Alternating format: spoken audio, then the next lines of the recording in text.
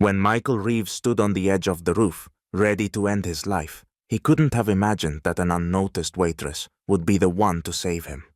Their encounter would uncover secrets from his past: racism, betrayal, and deep injustice hidden behind millions. What happened next will shock even the most seasoned. But let's start from the beginning. Michael Reeves was the man everyone in business circles aspired to be. His name graced the pages of influential magazines, his opinion held authority, and his wealth was the object of envy.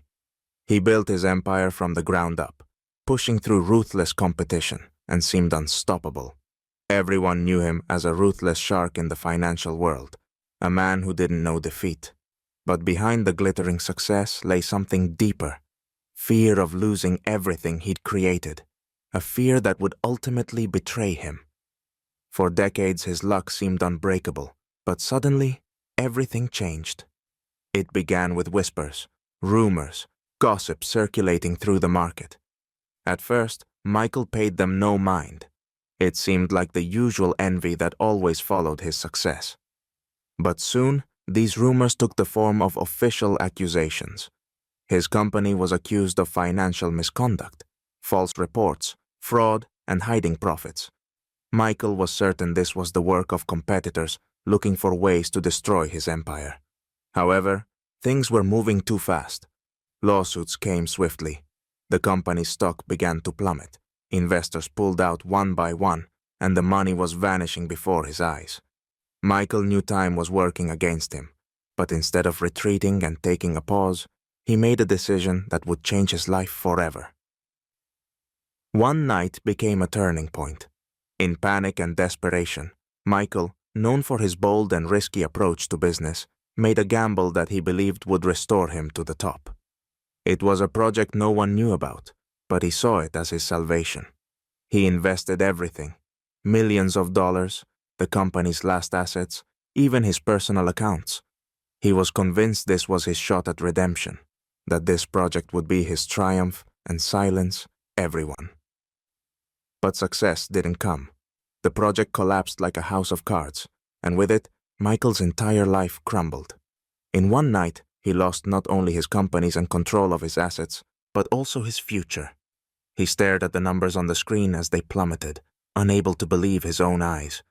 Never before had Michael felt so helpless. When the screens in his luxurious office, illuminated only by dim light, went dark, Michael was left alone in the void where life had once thrived. Former colleagues stopped calling, investors avoided meetings, and his business partners disappeared as quickly as the money. The office, once the center of his empire, now felt lifeless, and Michael, sitting in his leather chair for the first time in years, felt something he'd never experienced before: the fear that the future no longer belonged to him. The worst part wasn't losing millions, companies, or influence. Michael, accustomed to victory and believing that his decisions were always right, had lost faith in himself. When Michael Reeves returned home after his life collapsed, his luxurious mansion, once a source of pride and fulfillment, felt like an empty shell.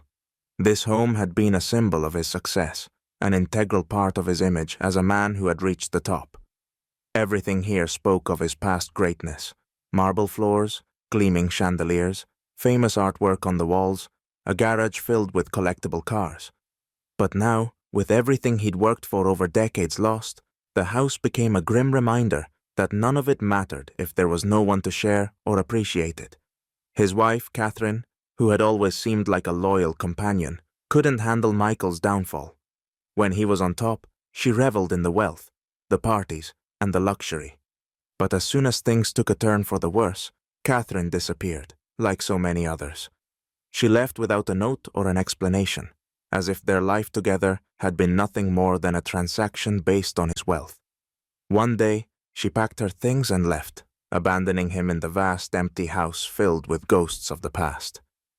Michael's children, who had grown up surrounded by abundance and carefree living, also turned their backs on him. They had always taken his generosity for granted: the expensive gifts, trips on private jets, education at the best schools. But when the money stopped flowing, they quickly lost interest in maintaining a relationship with their father. Michael realized that his children had never seen him as a person. They had seen him only as an ATM that funded their lavish lifestyles. Now that the ATM was broken, no one wanted anything to do with him. Left in complete isolation, Michael began spiraling into a void of loneliness and despair. He turned to drinking, first to numb the pain of his loss, and then just to forget. Every day began and ended with a bottle, or two, or three. Alcohol became his only comfort, allowing him to momentarily forget about his ruined life. Each bottle seemed to erase everything that had once been important. His business, his reputation, his achievements. All that remained was emptiness. With each drink, Michael sank deeper into darkness, and his thoughts took a dangerous turn. He began to think that the only way out of this hopelessness was suicide. At first, the thoughts were fleeting, but soon they became constant. He increasingly imagined how he could end this suffering. One rainy night marked the climax of Michael's despair. He stood on the roof of his penthouse, feeling the cold wind and rain beating against his face. Below stretched the city that had once belonged to him. Every skyscraper, every street reminded him of his former power and influence. But now, the city felt foreign to him, just like everything else in his life. He was alone. No family, no friends, no future. Michael looked down at the rain-soaked streets, thinking about how easy it would be to take one step forward and end all the pain. But something inside still held him back. He stood on the edge, balancing between life and death, but he couldn't bring himself to take that final step. His thoughts swung between despair and the last remnants of a survival instinct, and he couldn't quite understand what was keeping him from making the fatal decision. Michael stood at the very edge of the roof, feeling his hands tremble slightly with tension, when he suddenly heard soft footsteps behind him. The steps were quiet, but unmistakably approaching. Michael hadn't expected to see anyone here. He was certain that at this time of night, this part of the building would be empty. He didn't turn around. He didn't want anyone to witness him in this moment of weakness. Deep down, he hoped the footsteps would pass by, leaving him alone for this final night of his life. However, the footsteps stopped directly behind him. Someone was standing close by, silently, but they didn't leave. After several agonizing seconds, Michael turned around and saw a woman. She appeared modest, in simple clothes, with no makeup on her face, her hair tied back in a loose ponytail. It was Laura, a waitress from the restaurant where Michael had often dined during his better days. Her figure instantly reminded him of the times when he could still afford lavish meals, when waiters knew him by name and always gave him special attention. Laura had been one of those who never tried to impress him. She simply did her job, leaving the impression of a quiet yet caring woman. Michael was stunned. He didn't expect to see someone from his past, especially her. She didn't say anything, just stood there, as if sensing that words might shatter this moment. She didn't ask what he was doing there, or why he was standing at the edge of the roof.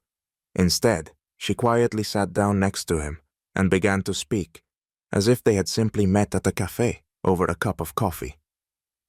Laura told him her own story, without touching on his situation, as if she didn't notice that he was on the brink of life and death.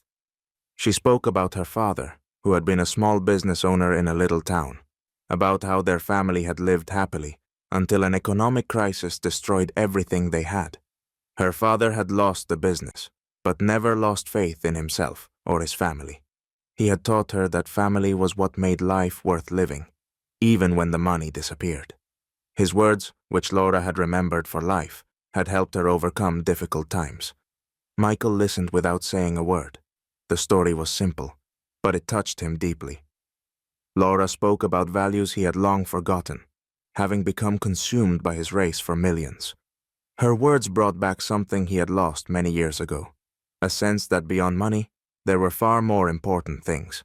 She didn't try to talk him out of jumping, nor did she seek to evoke pity. She just spoke, as if reminding him that life, despite its harsh blows, was still worth fighting for. Michael, moved by this simplicity and sincerity, suddenly realized how wrong he had been in thinking that money was his only value. He felt something shift inside him, as if the weight that had been pressing on his shoulders for the past few months was beginning to lift. Slowly, step by step, he backed away from the edge of the roof. Inside him, a faint spark of hope ignited, not for the return of his millions, but for something greater, for the possibility of starting life anew, for real this time. After that night on the roof, Michael's life began to change slowly. He no longer saw himself as the invincible billionaire he once had been. His entire world, built on money and status, had collapsed, leaving behind an emptiness he, fortunately, hadn't filled with death. Meeting Laura gave him a new perspective on life, a life where ambitions no longer came first, but relationships and genuine human values did. It wasn't easy at first. Each day he woke up in his empty mansion, which still reminded him of his past, but now the house felt like a ghost of the ambitions Michael had decided to leave behind. Despite the lack of money, Michael felt that he had gained something far more important: inner peace. He was no longer bound by the chains of his wealth. It was a strange yet freeing feeling, not being in the race for millions. Laura became his anchor in this new life. She didn't see him as a source of income or advantage. She didn't care how much money he had left, and that was a revelation for Michael. Throughout his life, he had been surrounded by people who saw only the billions in his bank account and the opportunity to benefit from his generosity. Laura was different. She gave him what he had lost over the years in the world of business and power: sincerity and love. They began dating. Laura was quiet, modest, but in her simplicity, Michael found something he had always been searching for. She didn't demand grand gestures, didn't expect lavish gifts or expensive parties. Instead, she gave him her time, her thoughts, her support when he needed it most. Michael realized that Laura was the person he had been looking for all along, but in his pursuit of millions, he had never noticed her by his side. A few months later, they started a small business together. It wasn't a business that made billions, but it brought them joy and meaning. Together, they opened a cozy café, where under the soft glow of neon lights, people gathered simply to talk. Michael now saw value in doing small but important things: making the best coffee in town, greeting every customer with a smile, and knowing their names. He no longer sought global fame as he once had, but found fulfillment in the little joys his new life brought. With Laura by his side, his heart began to heal. She helped him rediscover the world, a world without ambitions, pressure, or the race for success. Instead of conquering the world, they were winning the hearts of the people around them. In the end, Michael realized that the most important things in life can't be bought. His billions hadn't saved him from the abyss he had found himself on the edge of, but Laura's love had. Michael never regained his millions, but he didn't need them anymore. He had found something far more valuable: love, peace, and harmony with himself.